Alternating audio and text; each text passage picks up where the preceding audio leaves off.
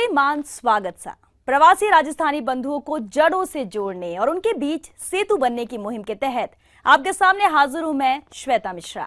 Bulletin में आज आप देखेंगे हैदराबाद में बसे प्रवासी राजस्थानियों के वो संस्कार जो उनको आज भी मरुधरा से जोड़े रखते हैं। साथ ही जानेंगे राजस्थानी सिनेमा में युवा कलाकार कैसे नई ऑक्सीजन का संचार कर रहे हैं। आप पुणे के उस सपूत से भी मिलेंगे जो मराठा धरा पर ब्रांड राजस्थान को मजबूत करने के साथ साथ समाज सेवा की नई मिसाल कायम कर रहा है।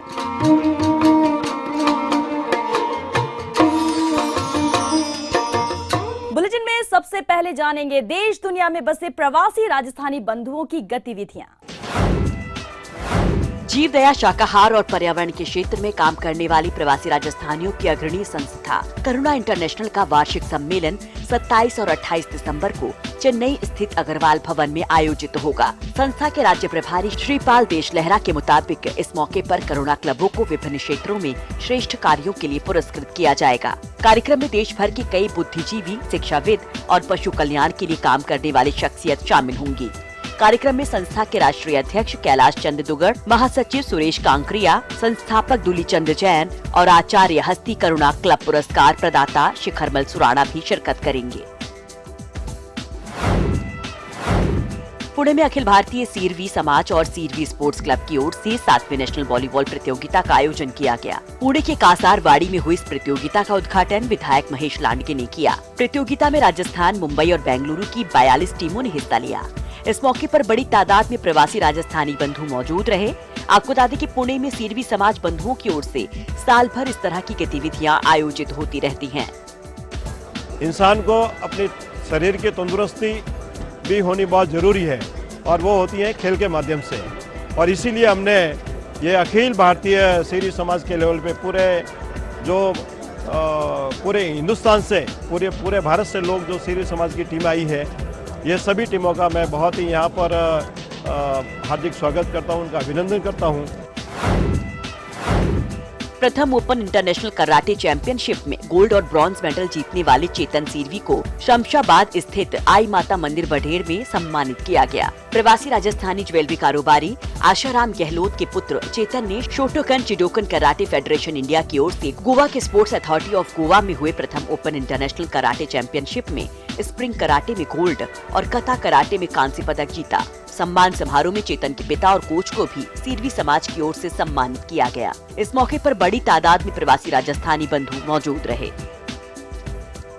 हर किसी की सफलता अपने हार्डवर्क से होती है, पर अपने माता पिता और गुरु के बिना वो कुछ भी नहीं कर सकता। हर माता पिता को अपने बच्चों को आगे बढ़ाना चाहिए, हर फील्ड में, ना ही कराटे पर हर जगह हमें आगे बढ़ना चाहिए।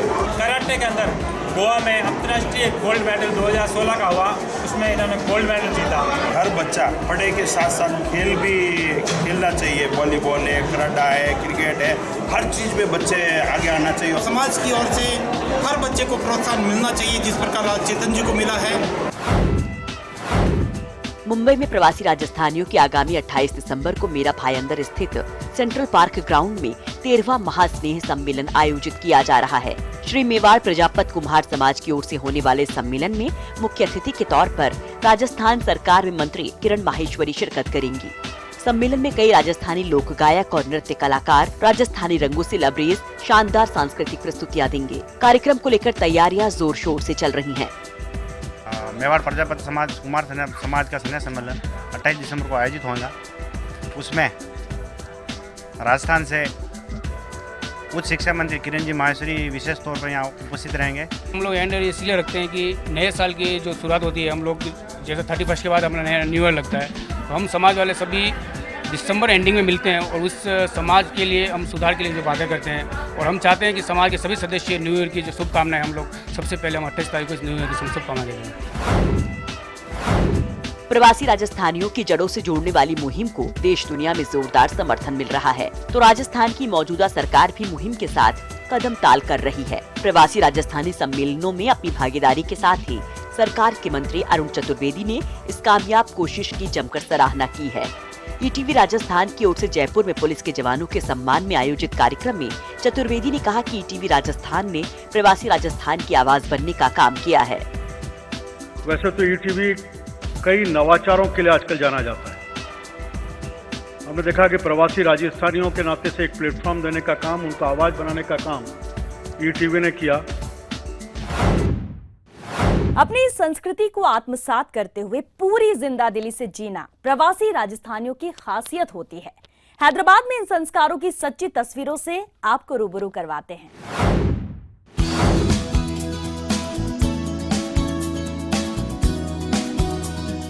धार्मिक, सामाजिक, सांस्कृतिक संस्कार वो कड़ी हैं जो राजस्थानियों को सदियों से अपनी जड़ों से जोड़े रखते हैं। भले ही कॉरपोरेट लाइफस्टाइल जीते हों, लेकिन जब पारंपरिक कार्यक्रम की बात आती है तो राजस्थानी रंग देखते ही बनते हैं। मौसम सर्द है, लिहाजा राजस्थानी परिवारों में हल्दी की सब्जी का जायका लिया जा रहा है। कहने को बड़ी सीधी सी बात है, लेकिन मरुधरा के बासिंदों के लिए ये आयोजन भी खास होता है। परिवार में जब भी हल्दी की सब्जी बनती है, परिजनों और दोस्तों की मौजूदगी देखी जा सकती है। हैदराबाद में कारोबार कर रहे ओम प्रकाश जांगीर के घर ये कार्यक्रम भी उसी परंपरा का हिस्सा है।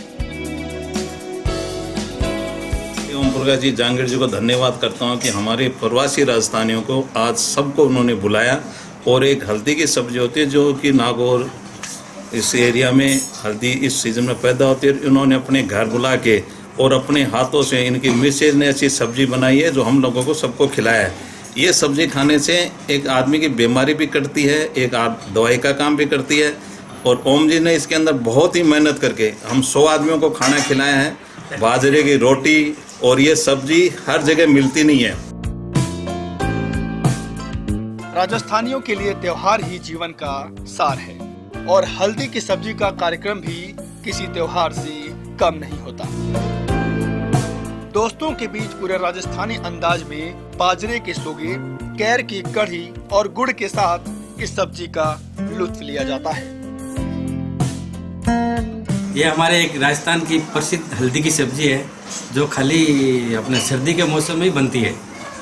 ये जोधपुर, बीकानेर, जैसलमेर, पाली, नागौर, राजस्थान के ये डिस्ट्रिक्ट में ज़्यादा फेमस है और खाली ये अपने सर्दी के मौसम में बनती है। हल्दी की सब्ज़ी राजस्थान में बहुत फेमस है, वहाँ के लोग बहुत खाते हैं। जोधपुर, नागौर हमारे यहाँ पे बहुत फेमस है। इसमें कई प्रकार की सब्जियाँ डाल के बनाई जाती है। हमने इसमें अपना बहुत सारा प्यार डाल के सबको बुला के हल्दी का गेट टुगेदर टाइप रखा है। राजस्थानी लोग दुनिया के किसी भी कोने में कारोबार कर रहे हों, लेकिन सर्दी के दिनों में पारंपरिक हल्दी की सब्जी के जायके से दूर नहीं रह सकते। और बात हैदराबाद की करें तो यहाँ के प्रवासी राजस्थानी मरुधरा से जुड़ा कोई मौका नहीं छोड़ते हैं।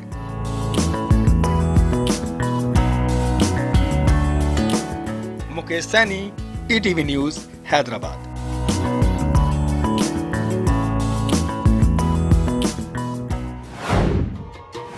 यहाँ लेंगे एक छोटा सा ब्रेक के बाद आप जानेंगे राजस्थानी सिनेमा में युवा कलाकार कैसे नई ऑक्सीजन का संचार कर रहे हैं।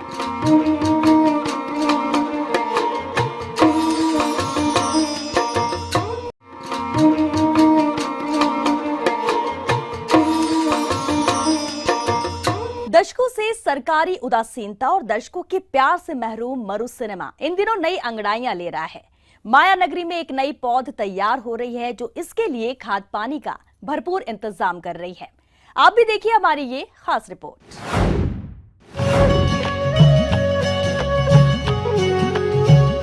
कला, साहित्य और संस्कृति में मरुधरा का एक अलग मुकाम है। मरुधरा के मधुर संगीत ने दुनिया को मंत्रमुग्ध किया है, तो यहाँ के फोक डांसर्स ने सबको अपना मुरीद बना लिया। फिल्मी और सीरियल एक्टर्स, डायरेक्टर्स और प्रोड्यूसर्स की बात करें तो इन लोगों ने अपनी मेहनत और काबिलियत का लोहा मनवाया है।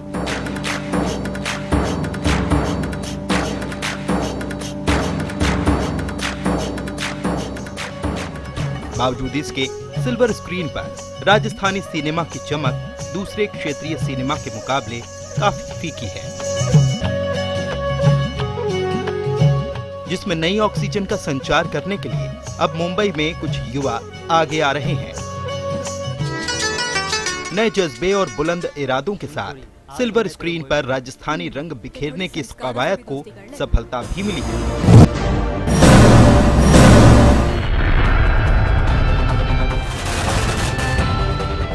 लोग हमें भुला दे, मगर हम कभी भी किसी को नहीं भूलते। सागर नाम जिससे राजस्थानी एक्टर्स और डायरेक्टर्स में नई ऊर्जा का संचार हुआ है। हर जगह गुस्सो दिलायो, सुनामी बनके खा जाओ।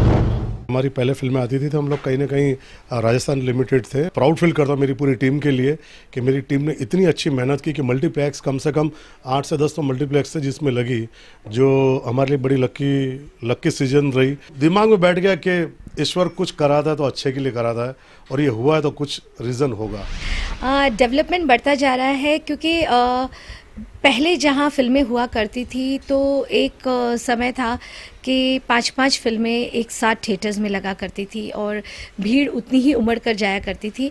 फिर बीच में एक ऐसा स्टे आया था कि राजस्थानी इंडस्ट्री जो है वो पूरी तरीके से मतलब ख़त्म सी ही हो गई थी और फिल्में नहीं बनती थी, और फिल्में बनती भी थी तो कुछ ऐसी बनती थी कि लोग वो देख नहीं पाते थे, और इसके कारण जो दर्शक थे वो धीरे धीरे पिछड़ गए। राजस्थानी सिनेमा मरुधरा में सालों से दम तोड़ता रहा। मतलब हीरोगिरी दिखाएगा। अब जयमती ने पाछू भेज दे वो, क्योंकि वाइन झगड़े नहीं असल जड़। न सरकारी नुमाइंदों को इसकी फिक्र रही और न ही राजस्थानी फिल्मकारों को इसकी चिंता। कुछ ने साहस दिखाया था, लेकिन पर्दे पर हिंदी सिनेमा मौका मारता रहा और राजस्थानी सिनेमा वेंटिलेटर पर चला गया। अब सरकार भी कुछ रियायतों और कुछ सहूलियतों के साथ राजस्थानी सिनेमा को लेकर पॉजिटिव है, लिहाजा बदलाव की बयार बह चली है। राजस्थानी गवर्नमेंट इसको और सपोर्ट करे तो ये जितने भी रीजनल स्टेट्स हैं जो ज़्यादा हाइप पे हैं, तो ऐसा नहीं है कि हम कई रीजनल लैंग्वेजेस को बैकवर्ड कर दें, वहाँ पर भी हम अच्छा बिजनेस कर सकते हैं। क्षेत्रीय भाषा की जो इंडस्ट्री है वो आज बहुत काफ़ी आगे बढ़ चुकी हैं। हर तरीके के कॉन्सेप्ट रहते हैं, हर तरीके का आज के ज़माने के हिसाब से किस चीज़ की ज़्यादा डिमांड है, जिस कॉन्सेप्ट की ज़्यादा डिमांड है, ज़्यादा करके मैसेज वाली फिल्में पे ज़्यादा फोकस दिया जाता है कि ताकि राजस्थानी भाषा के प्रति उसको आदर रहे, कदर रहे, उसके हिसाब से उसको कॉन्सेप्ट में हर कॉन्सेप्ट में डाला जाता है। मायानगरी मुंबई में सालों से मरुधरा के एक्टर्स सक्रिय हैं, जो राजस्थानी सिनेमा को नई उड़ान देने का मादा रखते हैं, लेकिन कम संसाधनों के चलते अपनी माटी के लिए कुछ कर नहीं पा रहे थे।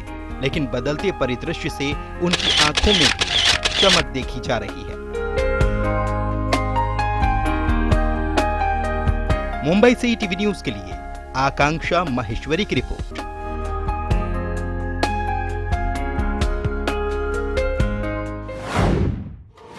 यहाँ रुकेंगे एक और छोटे से ब्रेक के लिए। ब्रेक के बाद आप जानेंगे पुणे में समाज सेवा की मिसाल कायम करने वाले उमेश मंडोत की कामयाबी की कहानी।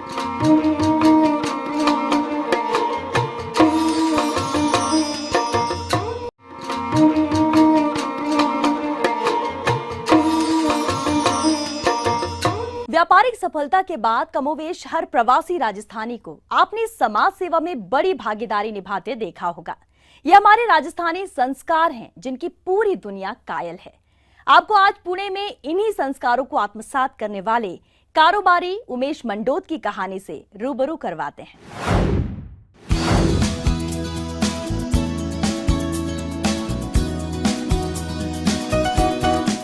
उमेश रमेश चंद्र मंडोत मराठा धरा पुणे की वो युवा शख्सियत जिन्होंने कारोबारी बुलंदियां छूने के साथ साथ समाज सेवा के क्षेत्र में मरुधरा का नाम रोशन किया है। सालों पहले पाली के रानी स्टेशन से इनके पिता रोजगार की तलाश में पुणे पहुंचे थे,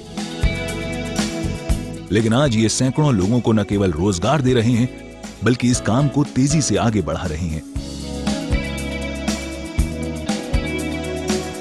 आज इनकी कंपनी मुंडोत ब्रदर्स और मुंडोत प्रॉपर्टीज पुणे की कारोबारी गलियारों में बड़ा नाम रखती हैं। 1997 में हमारे पिताजी जो राजस्थान से यहाँ पे आए हैं, राजस्थान से आने के बाद पिताजी ने यहाँ पे बहुत मेहनत करके, नौकरी करके, छोटा मोटा व्यवसाय शुरू करने के बाद यहाँ पर हम अनाज का व्यवसाय करते हैं। मांडोत ब्रदर्स की नाम की फर्म है हमारी, ये पहले भवानीपेट में थी, अभी मार्केट यार्ड में ये फर्म है। और यहाँ पे हम होलसेल का व्यापार होता है, गेहूँ, चावल, ज्वारी, बाजरी, मक्का, ये सब जो कड़धान्य हो गए सब। हमारा तो जन्म यहीं पे हुआ, लेकिन हमारे माता पिता जो राजस्थान से आए हुए हैं, इसलिए हम राजस्थानी हैं। हम आज भी घर में जो भाषा बोलते हैं वो राजस्थानी भाषा ही बोलते हैं, और राजस्थान से लगाव बहुत है। हर साल में हम 2 वक्त राजस्थान जाते हैं।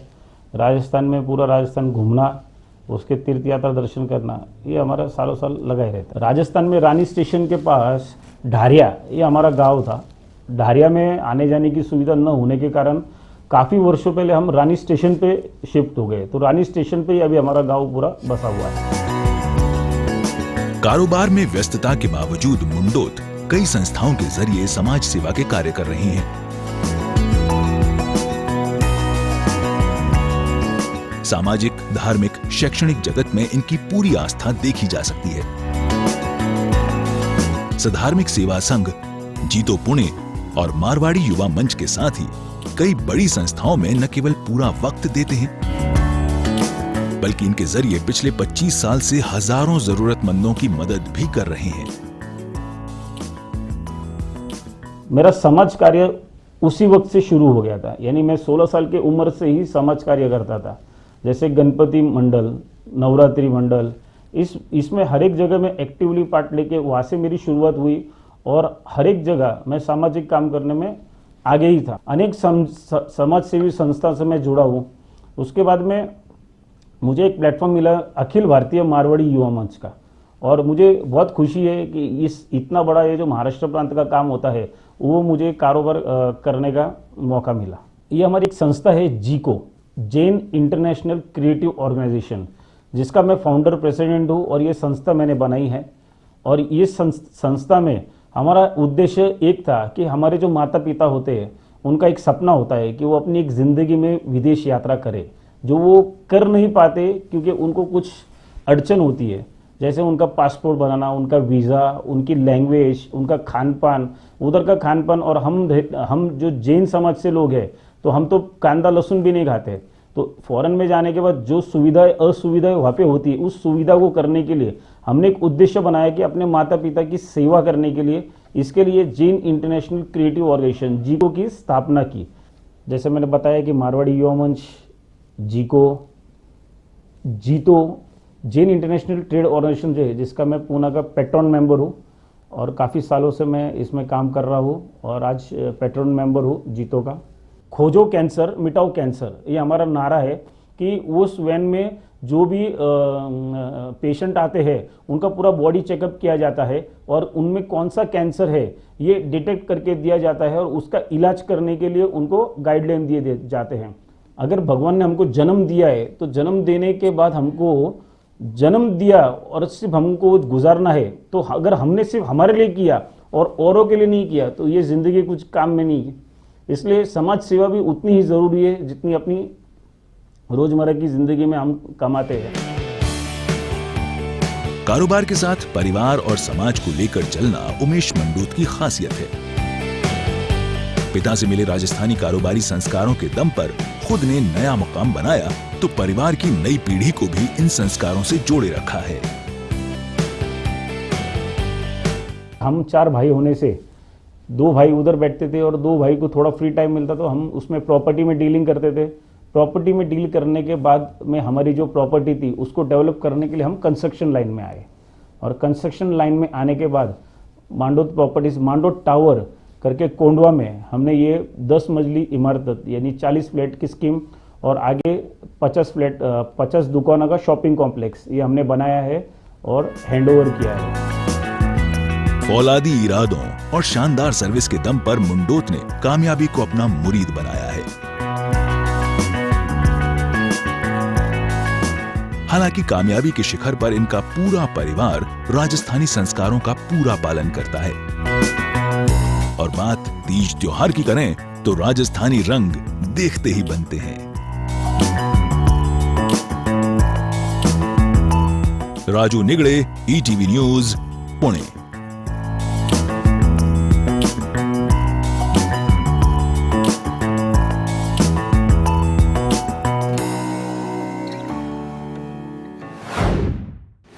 इस बुलेटिन में फिलहाल के लिए बस इतना ही। इस कार्यक्रम के जरिए आप अपनी खबरों को हमारे साथ साझा कर सकते हैं। हमारा व्हाट्सएप नंबर है 9392407780। दीजिए इजाजत, नमस्कार।